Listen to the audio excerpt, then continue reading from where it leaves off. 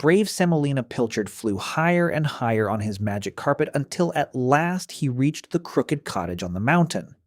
He had expected thunder, cobwebs, green smoke, and perhaps a few bats hanging upside down in the hallway, but when the little round window glowed brighter and he peeked inside, he blinked behind his sunglasses.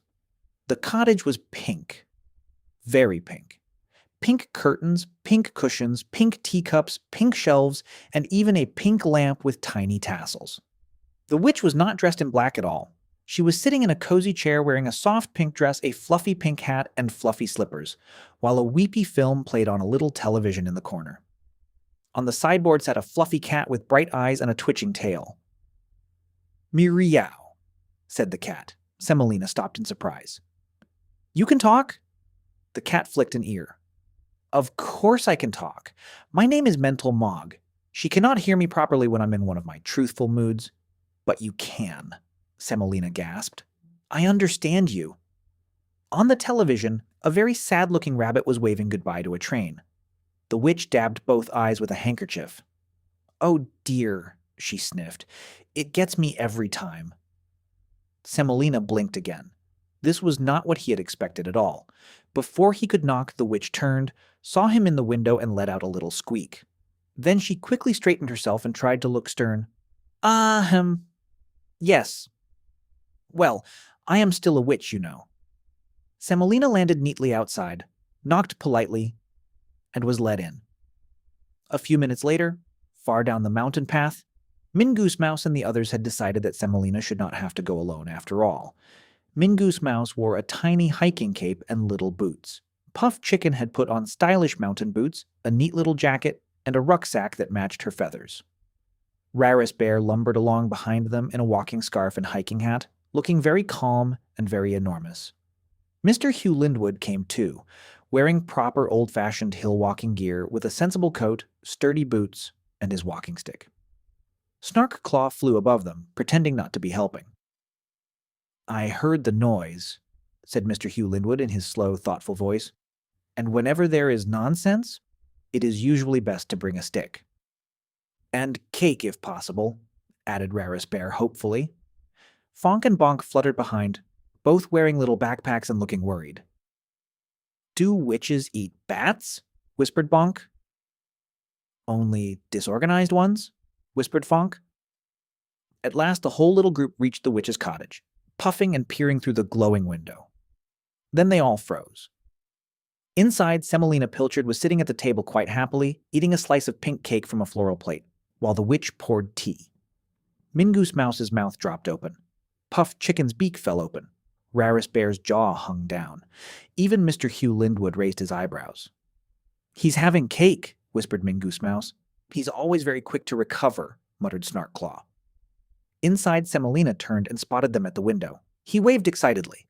Come in! It's all right." The cottage door opened and the witch suddenly panicked. "Oh dear," she cried. "Visitors!" She snatched up a tall black witch's hat from the peg by the door and quickly plonked it on her head, trying to look fierce and spooky. But the effect was quite spoiled by the pink dress, the pink slippers, and the crumbs of cake on the table. She looked at the doorway, looked at the group of wide-eyed animals staring at her, and then her shoulders dropped. "Oh," she sighed, "there's no point pretending now." She pulled off the black hat, tossed it onto a chair, and put her pink fluffy hat back on. "Much better," said Mental Mog from the sideboard. "She always looks ridiculous in the black one." Semolina translated at once. "Mental Mog says the black hat is not your best look."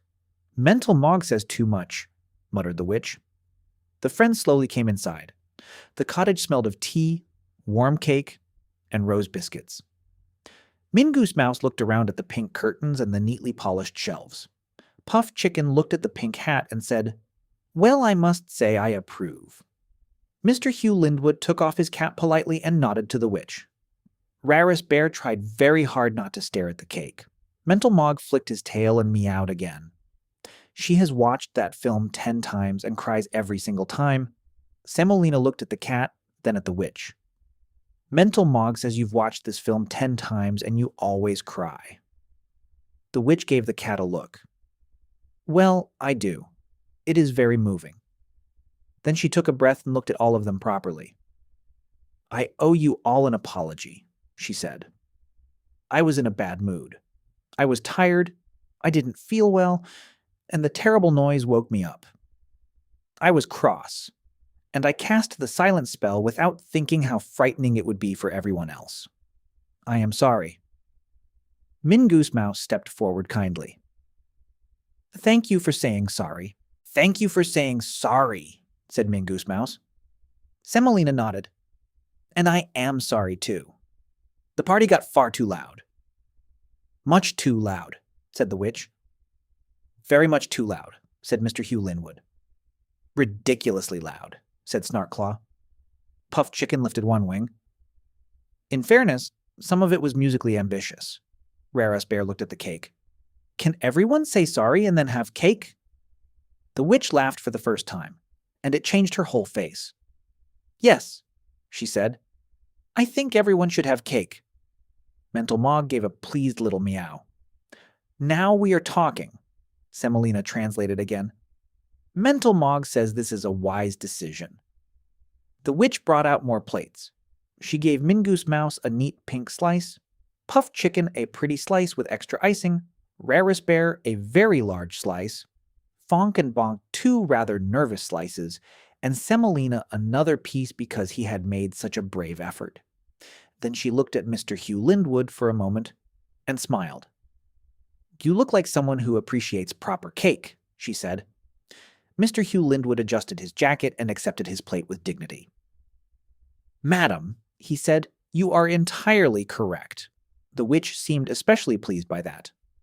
I like him, she said quietly. Mental Mog meowed. She does. Semolina, delighted, translated for everyone. She says she likes Mr. Hugh Linwood. Mr. Hugh Linwood gave a little nod as if this were only sensible. I like her cottage, he replied. The witch blushed slightly and poured more tea. Soon everyone was sitting together in the pink cottage, eating cake, drinking tea, and feeling much less frightened than before. The silent spell was lifted, the mountain no longer seemed so scary, and the witch no longer seemed wicked at all. She was simply a tired witch in a pink hat who liked cake, cried at sad films, and had made a mistake. Mingoose Mouse looked around at her friends and smiled. Well, she said softly, this has turned out much better than expected. That, said Snarkclaw from the windowsill, is not usually how Mountain Witch visits go. Everybody laughed. Even Mental Mog gave a smug little purr, and from that day on, the witch on the mountain was no longer just the witch who stole the sound. She was their friend, the witch in pink, and if anyone visited her cottage, they were expected to knock politely, wipe their boots, and be ready for cake.